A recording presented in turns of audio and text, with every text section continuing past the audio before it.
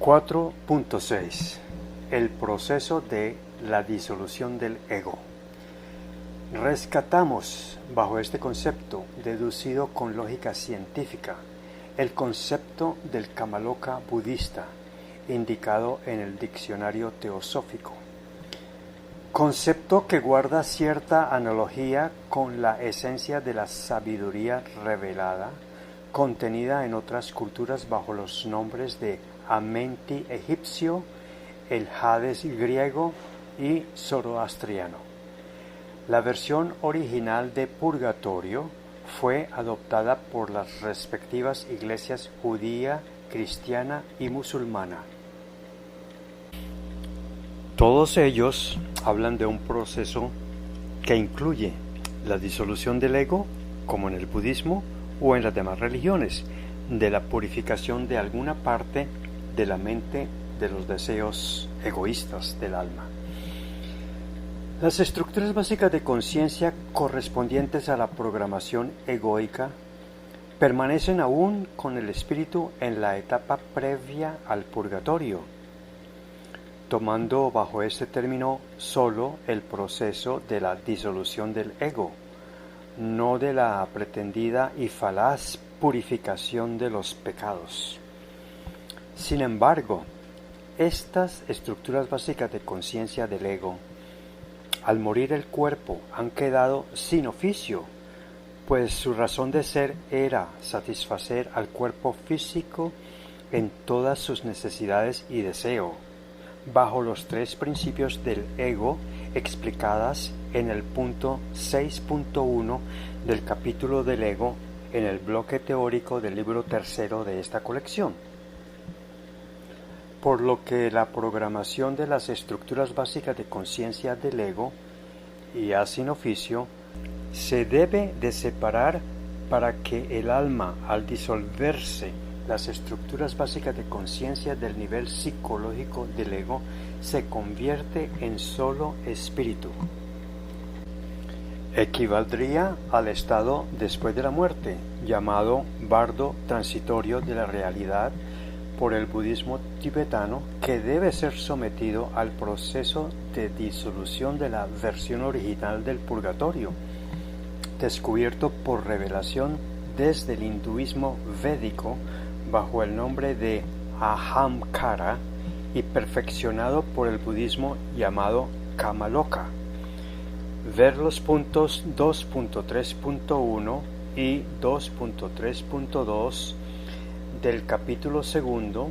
sobre el más allá del presente sublibro 4.3. Así, por efecto de la ley de la evolución, actuando en el escenario del más allá, con la participación de los arquitectos divinos correspondientes, el cuarto cuerpo periespiritual, astral, y su chakra correspondiente, el cuarto, son separados conjuntamente con las correspondientes estructuras básicas de conciencia del ego, y su programación de estructuras básicas de conciencia es desconfigurada y finalmente disuelta y reducida a purones. Según el numeral 2.3.2 precedente, algunas estructuras básicas de conciencia formarían temporalmente un remanente periespiritual utilizable por otras entidades antes de ser descompuestos en elementos componentes taquiónicos de la descomposición del periespíritu y purónicos de la descomposición de las estructuras básicas de conciencia del ego. Ya se dijo que equivaldrían a la esencia de los skandhas. Este proceso puede ser comparado con la descomposición del cuerpo físico en elementos moleculares y cuánticos. Los taquiones del periespíritu y purones de las estructuras básicas de conciencia del ego alimentarán los depósitos akáshicos metafísicos para abastecer la formación respectivamente del nuevo periespíritu y las nuevas estructuras básicas de conciencia de las 4 submentes que se forman a partir de los genomas holísticos, que forman parte del fundamento general del inconsciente para desarrollarse durante la etapa fetal de cada nuevo ser. Reinterpretando con metodología científica la idea del Kamaloka en el modelo de inteligencia espiritual, se puede concluir que previo al juicio evaluativo se darían los siguientes pasos. A. La disolución inmediata de las estructuras básicas de conciencia de la mente que organiza las actividades cuánticas y biológicas de cada una de los componentes moleculares y celulares, respectivamente, con la correspondiente disolución del primero,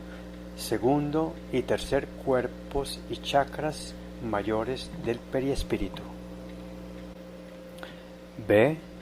La disolución mediata de las estructuras básicas de conciencia de la mente psicológica del ego, que esotéricamente se le llama la disolución del astral del periespíritu. C. La disolución de estas formas de organizaciones cuántica, biológica en A y psicológica en B anteriores, no es una forma de destrucción del desarrollo energético mental. En el espacio-tiempo metafísico, los elementos constituyentes del periespíritu de los 4 primeros chakras mayores y sus respectivos cuerpos periespirituales, así como las estructuras básicas de conciencia del ego, pasan a formar parte del depósito universal de taquiones y purones, respectivamente, para volver a ser utilizadas en la construcción de nuevos ciclos de vida encarnatorios. Este proceso es realizado por acción de la ley de la evolución espiritual, que utiliza los 4 principios mentales mediante los 4 genomas holísticos para permitir que continúe la evolución a través del reciclaje encarnatorio. D. La holodinámica de lo anterior sirve también para la reconfiguración de los mismos niveles mentales disueltos para beneficio de un nuevo ciclo evolutivo. Al comienzo de cada nuevo ciclo, estas capacidades mentales temporales serán configuradas simbiótica y sinérgicamente bajo la fractalidad de los 4 genomas holísticamente concebidos, 3 nuevos y el oficial o convencional del ADN. Los 4 genomas holísticos actúan autosuficientemente en cada nuevo ciclo encarnatorio. En el caso de haber un precursor espiritual, explicado más adelante en el numeral 4.9, los genomas holísticos son la base simbiótica que regenera la posibilidad para que el precursor espiritual continúe viviendo, encarnado en un nuevo ciclo de su causal existencia evolutiva, que le permita la oportunidad de continuar perfeccionando su capacidad mental cognitiva, sensitiva y volitiva, en un nuevo ciclo donde se desbloquearán los bloqueos espirituales que impidan al ser que inicia un nuevo ciclo encarnatorio avanzar en su evolución perfeccionante.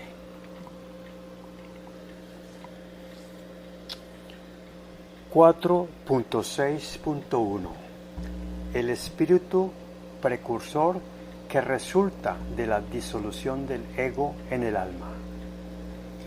Disuelto el alma, éste pierde su segunda interfaz cuerpo-mente y queda reducida a su verdadera esencia de su individualidad espiritual desencarnada o espíritu precursor. Este contiene la programación evolutiva de su simbre en todas las estructuras básicas de conciencia de su resimbre, para que cualitativamente conserve todo el desarrollo habido en sus capacidades mentales tridimensionales. También, mientras esté dentro de la categoría de un ser espiritual encarnable, tendrá las correspondientes estructuras básicas de conciencia del simbre bloqueadas, como producto de los daños producidos por los puntos ciegos del ego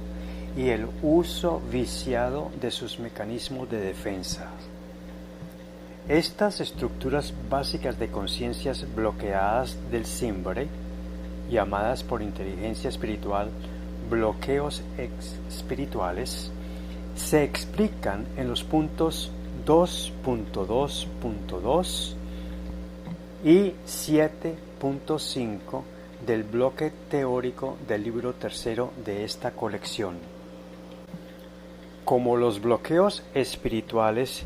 de determinadas líneas de conciencia continuarán bloqueados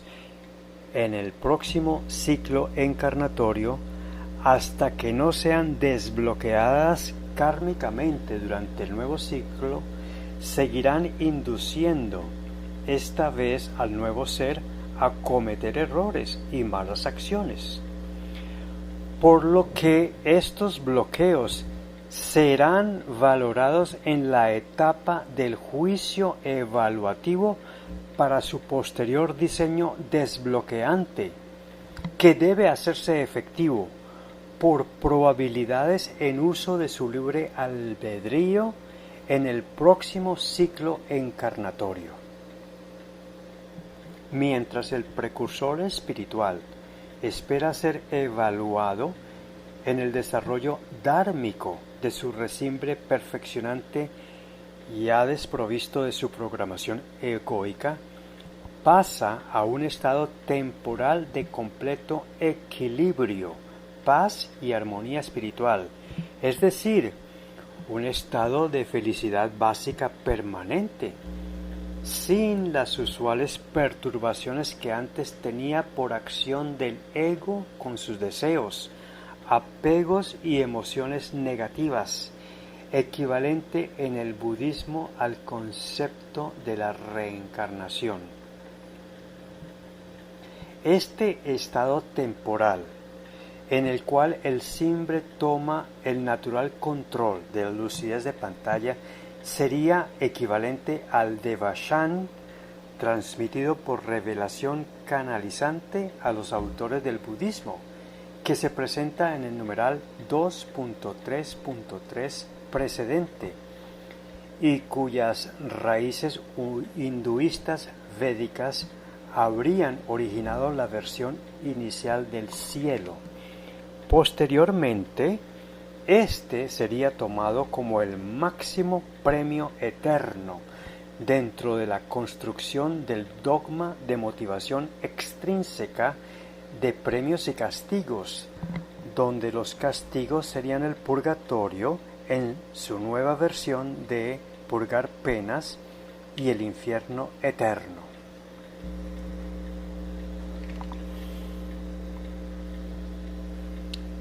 (4.7) El juicio evaluativo del espíritu precursor al final de cada ciclo de vida biológica. El precursor espiritual debe continuar su proceso hacia el nuevo ciclo. El paso siguiente es el respectivo juicio al final de su biovida, ya que no tiene objeto esperar a que todos los demás fallecidos del mundo para hacer un solo juicio final para todos los muertos, ni mucho menos tener que resucitarlos antes de tal juicio, pues la mente es capacidad del espíritu y no del cerebro. Una vez que Dios ha creado las leyes universales tanto para lo físico como para lo espiritual, estas leyes, en su perfección, también hacen posible la evolución perfectible de los seres divinos, algunos de los cuales tienen por misión hacer el juicio evaluativo, y así no se requiere nuevamente que Dios esté interviniendo para juzgarnos a cada quien, mucho menos intervenir en un juicio evaluativo que altere el cumplimiento de sus leyes, causando excepciones en la aplicación de estas. Esta posición de inteligencia espiritual lo coloca en la otra orilla de la gente que reza, ofrece dádivas y sufragios por el alma de los difuntos, para que Dios interceda para que el difunto se vaya al cielo y no al infierno. Práctica ilógica que equivaldría como pedirle milagros o favores personales, pretendiendo que Dios acceda a súplica y oraciones para darle el cielo eterno a quien en vida aún no ha llegado a ser perfecto como lo es Él, y mucho menos aún comprar ese privilegio a través de donaciones, sufragios e indulgencias a favor de los deudos, como ha sido la tendencia en más de una religión. Para inteligencia espiritual, como lo planteaba Einstein, Dios no es un amigo personal, sino un Dios universal. Sus leyes rigen y se cumplen igualmente para todos. No es castigador, ni tiene ego, no le da ira, no requiere ser adorado, ni tampoco alabado, ni mucho menos ser comprado con dádivas a su iglesia. Como existe una jerarquía divina de seres de mucha mayor evolución mental que el humano, estos seres deben ganarse su propio ascenso evolutivo ejecutando con efectividad diversas y muy complejas misiones propias del gran desarrollo de su evolución perfeccionante. Así, el juicio evaluativo no será hecho por Dios directamente, sino por estos seres superiores de jerarquía divina, que inteligencia espiritual llama jueces divinos. Otros, como Deepak Chopra, los llaman señores del karma.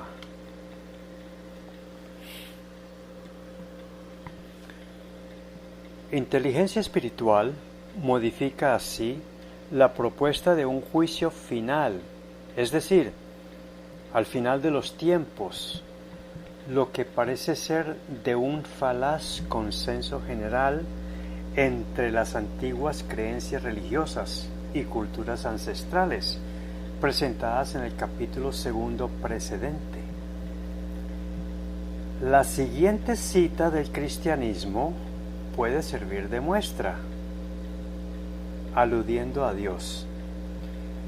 Pero ha llegado el día en que tú castigas, y también el momento en que juzgarás a los muertos y darás la recompensa a tus siervos que hablan de tu parte, a los consagrados a ti y a los que honran tu nombre, ya sean grandes o pequeños. Apocalipsis 11:18. Estos 24 ancianos entronizados, según la Biblia, corresponden a la primitiva y falsa idea antropomorfista de las religiones, quienes harían la labor que inteligencia espiritual deduce como necesaria para su modelo,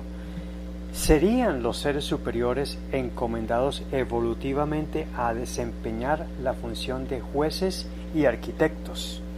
para las etapas respectivamente, del juicio y el diseño preencarnatorio en el proceso del reciclaje encarnatorio psicobioevolutivo. Los espíritus de estos seres superiores, jueces y arquitectos divinos, tienen diferentes denominaciones según el menor o mayor grado de jerarquía, dado por su menor o mayor grado de perfección evolutiva. Inteligencia espiritual concibe que el último grado jerárquico de estos seres, antes de ser parte del receptor universal, serían seres crísticos,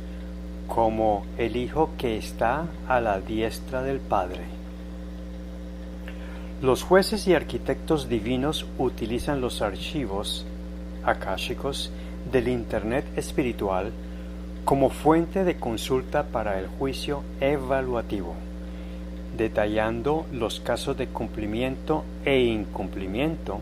de cada una de las leyes universales dadas por el Creador universal. Otros seres superiores aplican estas leyes para normar las bases organizativas e interconectivas de la dinámica red evolutiva del cosmos, donde todo está sincrónicamente interconectado mediante la causalidad evolutiva, donde cada individuo ya encarnado,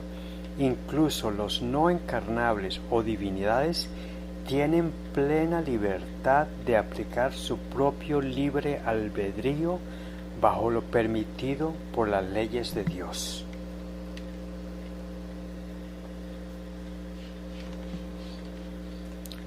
Con la pantalla de lucidez de conciencia ahora bajo el natural manejo de Simbre, el precursor espiritual establece conexión por resonancia armónica con los seres superiores, por la vía de las chakras causales, quinta, sexta y séptima del periespíritu y sus correspondientes cuerpos periespirituales.